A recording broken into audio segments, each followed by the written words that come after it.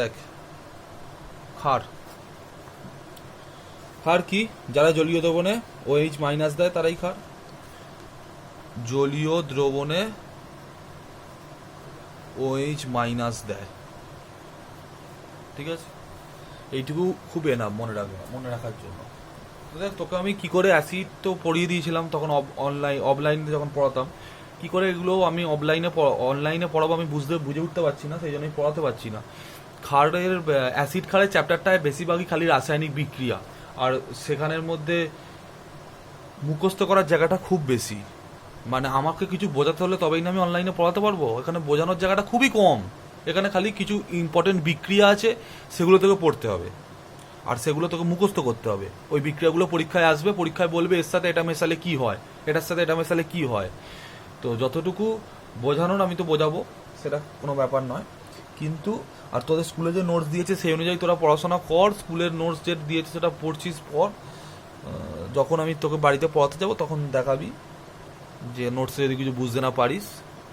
বোঝার জায়গাটা এখানে খুবই কম, এখানে কিন্তু তোকে কিন্তু পড়তে হবে, মুখস্থ করতে হবে। অনেক জায়গা এখানে কিন্তু মুখস্থ করতে হবে, কারণ কার সাথে কি বিক্রিয়া হলে কি উৎপন্ন হয় এটা কিন্তু তোকে মনে রাখতেই হবে, এছাড়া কোনো অপশান নেই। সুতরাং এই চ্যাপ্টারটা একটু মনে রাখার জায়গাটা খুব বেশি। প্রথমে আমার যতদূর মনে পড়ছে তোর সোডিয়াম হাইড্রোক্সাইডের রাসায়নিক ধর্ম থেকে হবে। সোডিয়াম হাইড্রোক্সাইড হচ্ছে NaOH, এর রাসায়নিক ধর্ম থেকে তোর হবে।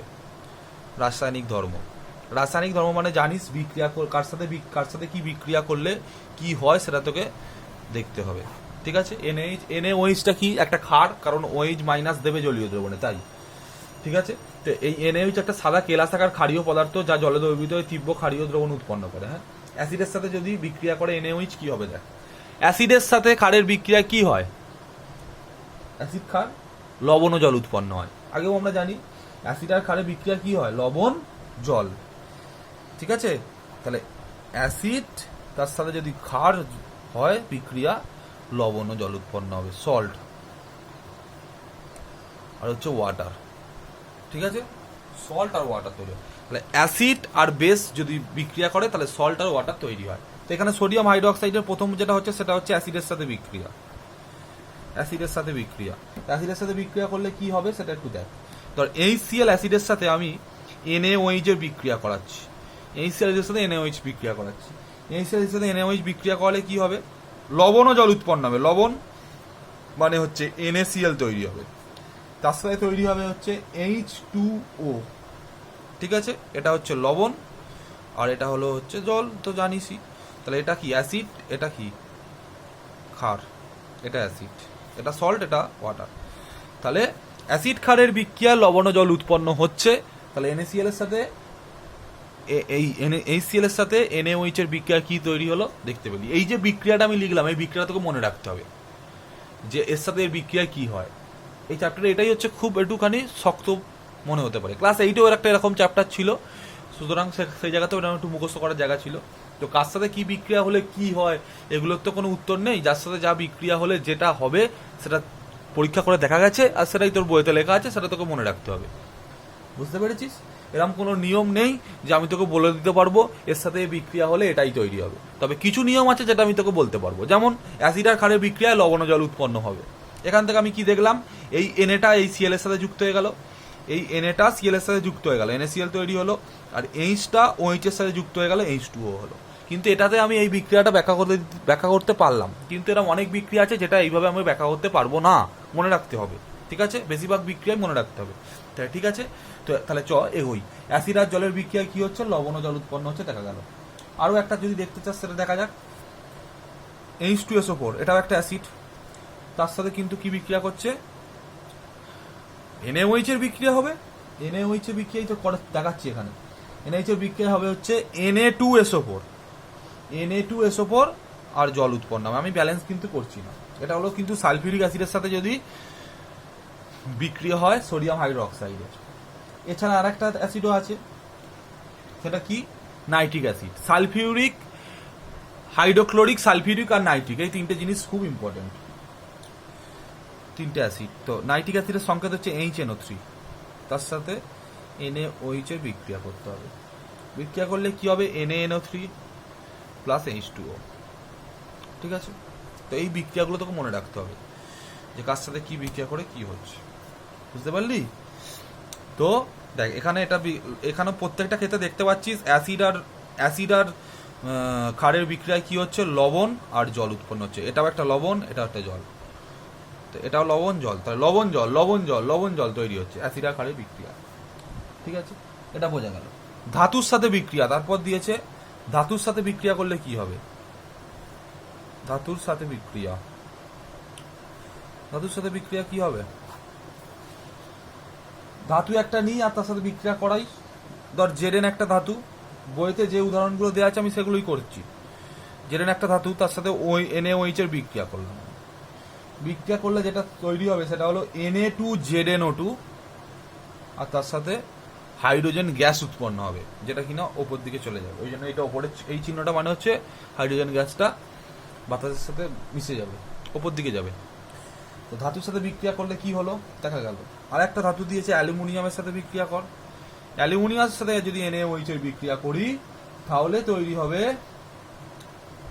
তার সাথে জল দিতে হবে, তাহলে তৈরি হবে NaAlO2 প্লাস H2। ঠিক আছে, এগুলো খালি জাস্ট আমি পড়াচ্ছি, তুই বুঝে নে। এখানে বোঝার জায়গাটাও খুব কম আমি জানি, এগুলো সব বইতে আছে, কিছুর খাতা থেকে টুকতে হবে না। তাও তুই যদি চাস তুই টুকতে পারিস, কিন্তু এগুলো সব বইতে আছে। ধাতুর সাথে বিক্রিয়া, তাহলে দেখলাম ধাতুর সাথে বিক্রিয়া করে কি তৈরি হচ্ছে, হাইড্রোজেন গ্যাস উৎপন্ন হচ্ছে। ঠিক আছে, ধাতুর সাথে তৈরি হলে কি দেখতে পাচ্ছি, প্রত্যেক ক্ষেত্রেই হাইড্রোজেন গ্যাস উৎপন্ন হচ্ছে। অ্যাসিডের সাথে বিক্রিয়া কি দেখতে পাচ্ছিলাম, প্রত্যেক ক্ষেত্রেই লবণ আর জল উৎপন্ন হচ্ছিল। ঠিক আছে, এটুকু তো বোঝা গেল। তারপর যেটা পড়তে হবে সেটা হলো কি, NaOH এর সাথে NaOH, HNO3H2SO4 আর HCl এর গুরুত্বপূর্ণ শিল্পের ব্যবহার। শিল্পতে এদের কি ব্যবহার সেটা তোকে জানতে হবে। শিল্পক্ষেত্রে HCl এর ব্যবহার হচ্ছে অম্ল বা অম্লরাজ প্রস্তুতিতে ব্যবহৃত হয়। অম্লরাজ তো জানিস, অম্লরাজ তৈরি প্রস্তুতিতে ব্যবহৃত করা হয়। ক্লোরিনের শিল্প প্রস্তুতিতে ব্যবহৃত করা হয়। হাইড্রোক্লোরিক অ্যাসিড, সালফিউরিক অ্যাসিড আর নাইট্রিক অ্যাসিড তো পড়া হয়েছিল, সেই অ্যাসিডগুলো না ভালো করে পড়া হলে এগুলো বুঝতে পারবি না। কিন্তু অম্লরাজ প্রস্তুতিতে ব্যবহৃত করা হয়, ক্লোরিনের শিল্প প্রস্তুতিতে ব্যবহৃত করা হয়, তড়িৎ লেপনের পূর্বে ধাতব পৃষ্ঠে পরিষ্কার করতে ব্যবহার করা হয়, বয়লারের অদাব্য স্তর দূরীভূত করতে ব্যবহৃত করা হয়, রঞ্জন আর চর্মশিল্পে ব্যবহৃত করা হয়, ওষুধ প্রস্তুতিতে ব্যবহার করা হয়, স্টার্চ থেকে গ্লুকোজ, আটা, সিরাপ ইত্যাদি প্রস্তুতিতে HCl ব্যবহার করা হয় শিল্পক্ষেত্রে। তাহলে শিল্পক্ষেত্রে HCl এর ব্যবহার যে কটা দেওয়া আছে তার মধ্যে পড়বি, 3-4খানা মতো মনে রাখতে হবে। আর শিল্পক্ষেত্রে HNO3 কি ব্যবহার, মানে নাইট্রিক অ্যাসিডের কি ব্যবহার করতে হয় শিল্পক্ষেত্রে, সেটাও একটু বলছি আমি, শোন। তো বলার কিছু নেই, এগুলো মনে রাখতে হবে কি ব্যবহার হয়। HNO3 ব্যবহার হচ্ছে নাইট্রেট লবণ আর সার উৎপাদন করতে HNO3 ব্যবহার করা হয়। TNT এটা কিন্তু HNO3 ব্যবহার করেই তৈরি করা হয়। অম্লরাজ প্রস্তুতিতে ব্যবহার করা হয়। বিভিন্ন ধাতুর সংকর মানে তো জানিস, দুটো ধাতু মিশিয়ে যে ধাতু তৈরি করা তাকে ধাতুর সংকর বলে। তো এইগুলো করতে HNO3 ব্যবহার করা হয়। আর H2SO4 শিল্পক্ষেত্রে H2SO4 এটা খুব ইম্পর্টেন্ট। H2SO4 শিল্পক্ষেত্রে ওটা স্টার দিয়ে রাখবি, ওটা ওখান থেকে অনেক কোশ্চেন আসে। হ্যাঁ, শিল্পক্ষেত্রে এই 3টে অ্যাসিডের কি ব্যবহার তার মধ্যে থেকে পরীক্ষা একটা সবসময় আসে, সুতরাং এটা ভালো করে পড়বি। ভালো করে পড়বি বলতে যে কটা পয়েন্ট আছে তার মধ্যে থেকে বেশিরভাগ ইম্পর্টেন্ট যে পয়েন্টগুলো আছে সেগুলো পড়বি। ওই তারপর হচ্ছে কি H2SO4 এর ব্যবহার। শিল্পক্ষেত্রে H2SO4 ব্যবহার কি, অ্যামোনিয়াম ফসফেট, সুপার ফসফেট ইত্যাদি সার প্রস্তুতিতে ব্যবহৃত করা হয়। পেট্রোলিয়াম শোধন করতে ব্যবহার করা হয়। ধাতু শোধনে ও তড়িৎ লেপনে ব্যবহার করা হয়। আর্দ্র গ্যাসকে শুষ্ক করতে, হ্যাঁ, কোনো আর্দ্র গ্যাসকে শুষ্ক করতে জল শোষক হিসেবে ব্যবহার করা হয়। H2SO4 হচ্ছে কিন্তু H2SO4 এটা কিন্তু হচ্ছে একটা জল শোষক, উত্তম জল শোষক। জলকে শোষণ করতে এইটা সবসময় ব্যবহার করা হয় H2SO4টা। তো সেটা বলেছে, ঠিক আছে, এটা হলো। তো শিল্পক্ষেত্রে NaOH এর ব্যবহারও দিয়েছে। NaOH শিল্পক্ষেত্রে কি ব্যবহার হয়, সাবান, কাগজ, কৃত্রিম রেশম প্রস্তুতিতে ব্যবহার করা হয়, জৈব রঞ্জন পদার্থ উৎপাদনে ব্যবহার করা হয়, পেট্রোলিয়াম পদার্থ শোধনে ব্যবহার করা হয়। এর সেটটা আরও দিয়েছে, দেখবি শিল্পক্ষেত্রে NaOH এর কি ব্যবহার। শিল্পক্ষেত্রে এই যে 4টে জিনিসের ব্যবহার, এই 4টে জিনিসের ব্যবহার মধ্যে 4টে করে পয়েন্ট পড়বি, 4টে করে পয়েন্ট মনে রাখতে হবে, ঠিক আছে। এখানে আর এর বেশি কিছু বলার নেই, ওগুলো তোকে মুখস্থ করতে হবে, মনে রাখতে হবে কি ব্যবহার শিল্পক্ষেত্রে প্রত্যেকে কি ব্যবহার। অ্যাসিড ও ক্ষারের নিরাপদ ব্যবহার। অ্যাসিড ও ক্ষারের নিরাপদ ব্যবহার। পরীক্ষাগারে ও রাসায়নিক শিল্পে বিভিন্ন অ্যাসিড ও ক্ষার জাতীয় পদার্থ বহুল ব্যবহৃত হয়, কারণ কেমিস্ট্রি ল্যাবেতে এগুলো মেনলি প্রচুর পরিমাণে ব্যবহার হয়ে থাকে। এদের অধিকাংশই খুব তীব্র ক্ষারকীয় পদার্থ। গাঢ় অ্যাসিড বা ক্ষারের সংস্পর্শে মানবদের বিভিন্ন অঙ্গ প্রত্যঙ্গ মারাত্মক ক্ষতিগ্রস্ত করে। মানে ধর তুই ল্যাবরেটরিতে কাজ করছিস, তুই সালফিউরিক অ্যাসিড বা নাইট্রিক অ্যাসিড নিয়ে কাজ করবি। হাইড্রোক্লোরিক অ্যাসিডের থেকেও সালফিউরিক অ্যাসিড আর নাইট্রিক অ্যাসিড তো আরো ভয়ানক। তো এই যে সব অ্যাসিড এবং তার সাথে আবার তুই ক্ষার নিয়ে, তীব্র ক্ষারকীয় পদার্থ নিয়ে পরীক্ষা করবি, তো এগুলো করার জন্য ওই জন্য হাতে গ্লাভস, অ্যাব্রন, মুখে মাস্ক এটসেট্রা দিয়ে করতে হয়। কারণ যদি এগুলো একবার কোনো রকম ভাবে তোর শরীরের সংস্পর্শে এসে যায়, তাহলে তোর শরীরে অনেক ক্ষতি হবে। সালফিউরিক অ্যাসিড, নাইট্রিক অ্যাসিড তো চামড়াকে গলিয়ে পর্যন্ত দিতে পারে, এতই বেশি powerful nitric acid, sulphuric acid. সুতরাং এগুলো কিন্তু মানবদের পক্ষে খুবই ক্ষতিকারক। সেই জন্য নিরাপদভাবে কি করে অ্যাসিড ক্ষার ব্যবহার করবি সেটাই এখানে বলেছি। নিরাপদভাবে কি করে ব্যবহার করবি, তো এটা কি আমি বলবো বলা, এটা তো কিছুই নয়, জাস্ট রিডিং পড়তে হবে যে নিরাপদভাবে অ্যাসিড ক্ষার কি করে ব্যবহার করতে হবে। তাও আমি বলে দিচ্ছি। মুখমণ্ডলে অ্যাসিড পড়লে মুখ বেঁকে যায়, নাক ও নাসারন্ধ্রের আকৃতি পরিবর্তিত হয়ে যায় যদি মুখে অ্যাসিড পড়ে যায়। বুঝতে পারছিস? অ্যাসিডের সংস্পর্শে চোখ মারাত্মকভাবে ক্ষতিগ্রস্ত, এমনকি মানুষ অন্ধ হয়ে যেতে পারে। অ্যাসিড যদি কারোর পেটে চলে যায়, সে মানুষ মরে পর্যন্ত যেতে পারে। বেশিরভাগ ক্ষেত্রে মরেই যায় যদি সালফিউরিক অ্যাসিড, নাইট্রিক অ্যাসিড যদি চলে যায়। ঠিক আছে? কিন্তু আমি কিন্তু গাঢ় সালফিউরিক অ্যাসিড, নাইট্রিক অ্যাসিডের কথা বলছি, হ্যাঁ, জল মেশানো নয়। কানের ভিতরে অ্যাসিড বাষ্প প্রবেশ করলে শ্রবণ ক্ষমতা চিরতরে নষ্ট হয়ে যায়। প্রশ্বাসের সঙ্গে অ্যাসিড বাষ্প শরীরে প্রবেশ করলে শ্বাসকষ্টের উদ্বেগ হয়। অ্যাসিডের সংস্পর্শে ত্বক পুড়ে যায়, ফোস্কার মতো ক্ষত সৃষ্টি হয়। একে অ্যাসিড বার্ন বলে। ওই যে বললাম, অ্যাসিড চামড়ায় পড়লে চামড়াকে পুড়িয়ে দেয়, ওটাকে অ্যাসিড বার্ন বলে। মোট কথা, এই অ্যাসিড যদি আমাদের শরীরের মধ্যে কোনো রকম ভাবে প্রবেশ করে, বিশেষত সালফিউরিক আর নাইট্রিক অ্যাসিড, তাহলে মানুষের কিন্তু বাঁচার সম্ভাবনা অনেক অংশে কমে যায়, মানে প্রায় বাঁচবে নাই এটা ধরা যায়। সুতরাং এই অ্যাসিড ক্ষার নিরাপদভাবে ব্যবহার করতে হবে। প্রাণীদের ক্ষারের ক্ষতিকারক কি প্রভাব? অ্যাসিডের ক্ষতিকারক প্রভাব তো দেখলাম, মুখ বেঁকে যায়, নাক বেঁকে যায়, কানে পড়লে কান নষ্ট হয়ে যায়, চোখে পড়লে চোখে দেখতে পারে না, অন্ধ হয়ে যায়, ত্বক পুড়ে যায়। তো এবার হচ্ছে ক্ষারের কি প্রভাব। ক্ষার সংস্পর্শে প্রাণীদের কোষ পর্দা ক্ষতিগ্রস্ত হয়ে যায়। কোষ পর্দা নিশ্চয়ই জানিস, ভৌত বিজ্ঞান, এই জীবন বিজ্ঞানে পড়েছিস। কোষ পর্দা, কোষপাশি, এসব তো আমরা পড়েছি। তো ওই কোষ পর্দা কিন্তু ক্ষতিগ্রস্ত হয়। ক্ষার দ্বারা ত্বকের ক্ষতিগ্রস্ত অংশ থেকে প্রোটিন ভঙ্গক উৎসেচক খরিত হয়, যা ক্ষতিগ্রস্ত কোষের পরিমাণ বৃদ্ধিতে গুরুত্বপূর্ণ ভূমিকা পালন করে। গাঢ় ক্ষার দ্রবণে ত্বকের সংস্পর্শে এলে ত্বক পুড়ে যায়, একে অ্যালকালি বার্ন বলা হয়। যেমন অ্যাসিড আসলে পুড়ে যায়, ক্ষার আসলেও পুড়ে যায়, কিন্তু তীব্র ক্ষার হতে হবে। হ্যাঁ, তীব্র ক্ষার না হলে কিন্তু এগুলো দেখা যাবে না। ঠিক আছে? তাহলে অ্যাসিড ক্ষারের কি ক্ষতিকারক প্রভাব সেটা দেখা গেল। গাঢ় অ্যাসিড ও ক্ষার দ্রবণ নিয়ে কাজ করার সময় অবশ্যই পালনীয় সতর্কতা, সেগুলো এখানে এবার দিয়েছে, একটু আমি বলছি, জাস্ট তুই শুনে নে। পরীক্ষাগারে অ্যাপ্রন এবং চোখে সেফটি গগলস ব্যবহার করতে হবে। যেমন ভাবে আমি বললাম, হাতে গ্লাভস পরতে হবে, মুখে মাস্ক পরা প্রয়োজনীয়, চুলের সেফটির জন্য ক্যাপ দেওয়া উচিত মাথায়, পায়ে সবসময় কোনো শক্ত বুট পরা উচিত। তো এইসবগুলো করা উচিত। এখানে আরো সেটা দিয়েছে, রিডিং করবে, এটা কিছু বলার নেই। অ্যাসিড ও ক্ষারের ধর্মে জলীয় দ্রবণের প্রভাব। তারপর কি দিয়েছে? অ্যাসিড ও ক্ষারের ধর্মে জলীয় দ্রবণের প্রভাব। জলীয় দ্রবণ কিভাবে প্রভাব ফেলে অ্যাসিড আর ক্ষারের ধর্মে? আরেনিয়াসের তত্ত্ব অনুযায়ী অ্যাসিড বা ক্ষারের ধর্মের প্রকাশের জন্য জলীয় দ্রবণ বা জলের প্রয়োজন। কারণ আরেনিয়াসই তো বলেছিল H+ বা HNO3+ দিলে অ্যাসিড আর OH- দিলে ক্ষার হয়। অ্যাসিড ক্ষার কাকে বলে? তো আরেনিয়াসের তত্ত্ব থেকে আমরা বলেছিলাম। তো আরেনিয়াসের তত্ত্বতে এটাই বলেছিল, জলীয় দ্রবণে H+ দিলে অ্যাসিড, জলীয় দ্রবণে OH- দিলে ক্ষার। তো জলীয় দ্রবণে H+ দেওয়ার জন্য জলীয় দ্রবণ তো প্রয়োজন। তাহলে অ্যাসিড বা ক্ষার কি হচ্ছে সেটা দেখার জন্য জলীয় দ্রবণের তো প্রয়োজন, কারণ জলীয় দ্রবণ না থাকলে H+ আর OH- দেওয়ার কোনো প্রশ্নই উঠছে না। ঠিক আছে? তো সুতরাং জলীয় দ্রবণের প্রয়োজন। তো আরেনিয়াসের তত্ত্ব থেকে যদি অ্যাসিড ক্ষারের ধর্ম প্রকাশের জন্য আমাদের কিসের প্রয়োজন? জলীয় দ্রবণ বা জলের প্রয়োজন। জলীয় দ্রবণে অ্যাসিড আয়নিত হয়ে হাইড্রোজেন আয়ন H+ দেয়, আর জলের অণুর সঙ্গে যুক্ত হয়ে হাইড্রক্সিনিয়াম আয়ন H3O+ দেয়। ঠিক আছে? H+ H3O+ অ্যাকচুয়ালি দেয় হচ্ছে H3O+। আমরা সেটাকে H+ হিসেবে পড়ছি, বড় হয়ে আমরা সেটাকে H3O+ও পড়বো। এখানে তাও বলেছে যে প্রথমে অ্যাকচুয়ালি উৎপন্ন হয় অ্যাসিডকে যদি জলীয় দ্রবণে দিস তাহলে প্রথমে অ্যাকচুয়ালি এইচ প্লাস উৎপন্ন হবে, কিন্তু এইচ প্লাস উৎপন্ন তো হলো, এইচ প্লাস উৎপন্ন হয়েই তার পরপরই কিন্তু ওই যে জল H2O তার সাথে কিন্তু এটা যুক্ত হয়ে যায়, যুক্ত হয়ে H3O প্লাস তৈরি করে, একে বলা হয় হাইড্রোক্সিনিয়াম আয়ন। ঠিক আছে, প্রথমে অ্যাকচুয়ালি এইচ প্লাসই তৈরি হয়, কিন্তু সেটা সঙ্গে সঙ্গেই জলের সাথে বিক্রিয়া করে এটা উৎপন্ন করে। বুঝতে পারলি? তাহলে অ্যাসিডের জলীয় দ্রবণ এটা পাওয়া যায়। কিছু যৌগ আছে যারা জলের উপস্থিতি ছাড়াও অ্যাসিডের ধর্ম প্রদর্শনে অক্ষম।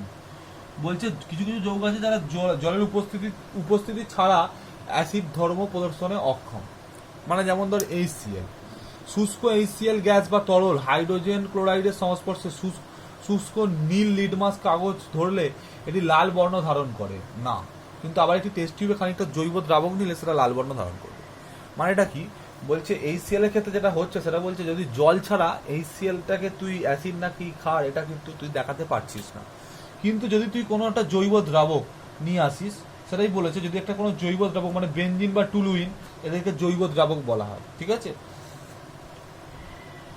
নিয়ে ওতে এক টুকরো নীল লিটমাস কাগজ ডুবিয়ে রেখে শুষ্ক HCl গ্যাস চালনা করলে নীল লিটমাসের বর্ণ কিন্তু কোনো পরিবর্তন হয় না, কিন্তু এটি টেস্ট টিউবে খানিকটা জল নিয়ে ওতে কি এক টুকরো নীল লিটমাস কাগজ ডুবিয়ে রেখে HCl গ্যাস চালনা করলে তখন কিন্তু নীল লিটমাস লাল হয়ে যায়। নীল লিটমাস লাল কখন হয়? যখন অ্যাসিড হয়, অ্যাসিডই তো নীল লিটমাসকে লাল করে।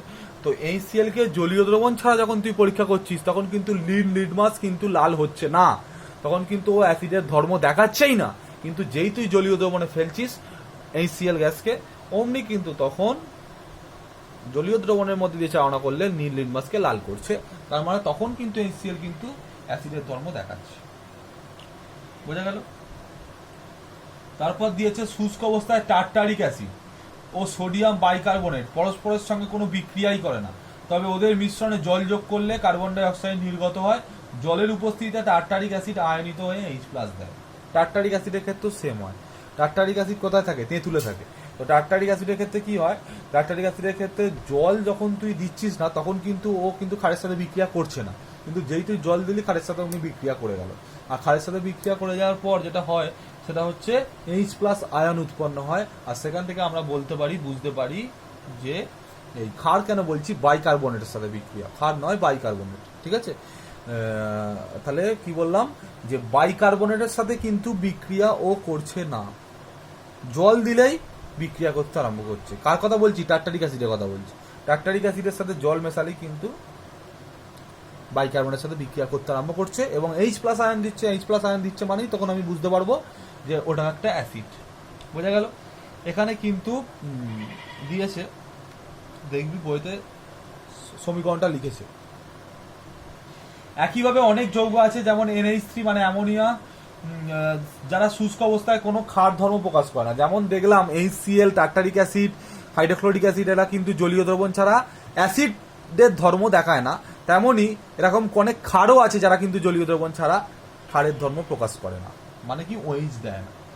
তো সেরকম একইভাবে এটাই বলেছে এখানে, হ্যাঁ, ক্ষার ধর্ম প্রকাশ করে না, যেমন NH3 যারা শুষ্ক অবস্থায় কিন্তু ক্ষার ধর্ম প্রকাশ করে না, কিন্তু জলীয় দ্রবণে আয়নিত হয়ে OH- আয়ন দেয়, তার সেখান থেকে আমরা বুঝতে পারি যে ওটা একটা ক্ষার। ঠিক আছে, পিএইচ এর গুণগত ধারণা এর আগে অবধি আমি পড়ালাম, আজকে এত অবধি পড়ালাম, ভালো করে পড়। আর যে পড়াগুলো পড়াচ্ছি সেগুলো বাড়িতে না পড়লে কোনো লাভ হবে না, ওই স্কুলের নোট ফোট এসব করে কিছু হবে না, তোকে আগে বাড়িতে ভালো করে পড়তে হবে। আর তোর কাছে একটা সহায়িকা বই তো আছে, ওই সহায়িকা বইটা থেকে খোঁজ, এখন তো আমি যেতে পারছি না, আমি দাগ দিতে পারছি না, তা বলে কি তুই ওই বইটা খুলবিই না নাকি? ওটাকে তুই খোল, ওই বইটা থেকে খুঁজে দেখ কোথা থেকে কোশ্চেনগুলো কি হচ্ছে, যে কোশ্চেনগুলো পারছিস না। এই কোশ্চেনগুলো তোকে তো এরম ভাবে তো আমি অনলাইনে পড়াচ্ছি, আমি তো খুঁজে দিতে পারবো না, তোকে নিজেকেই ওটা খুঁজতে হবে। তোর কাছে তো সহায়িকা বইটা আছে, ওই সহায়িকা বইতে বেশিরভাগ কোশ্চেন, অনেক কোশ্চেন করে দেওয়া আছে, ওর বাইরে পরীক্ষায় কিছু আসার সম্ভাবনাই প্রায় নেই। তোর স্কুলে একটু এক্সট্রাঅর্ডিনারি করায় আমি জানি, বড়দের থেকে তুলে এনে, কিন্তু এখানে ওই বইতে এনাফ করে দেওয়া আছে। ঠিক আছে, আর যেগুলো আমি পড়িয়েছি সেগুলো তুই ভালো করে পড়, আর অঙ্কের যে কাজগুলো দিচ্ছি সেগুলো কর, পুরোনো অঙ্ক প্র্যাকটিস কর, অঙ্ক পুরোনো কিছুই প্র্যাকটিস করছিস না, পুরোনো অঙ্ক প্র্যাকটিস কর, আর যে অঙ্কগুলো নতুন আজ কাজ দিলাম সেগুলোও প্র্যাকটিস কর। আগে উপপাদ্যের প্রচুর কাজ দেওয়া আছে, একটা কিছু আমাকে ছবি তুলে পাঠাচ্ছিস না, তুই একটা অঙ্কও করে আমাকে ছবি তুলে পাঠাচ্ছিস না। সুতরাং যেগুলো করাচ্ছি ভালো করে কর, আর এই 15 দিন অন্তত করে নে অনলাইনে, তারপর তো আমি অফলাইনে শুরু করবো।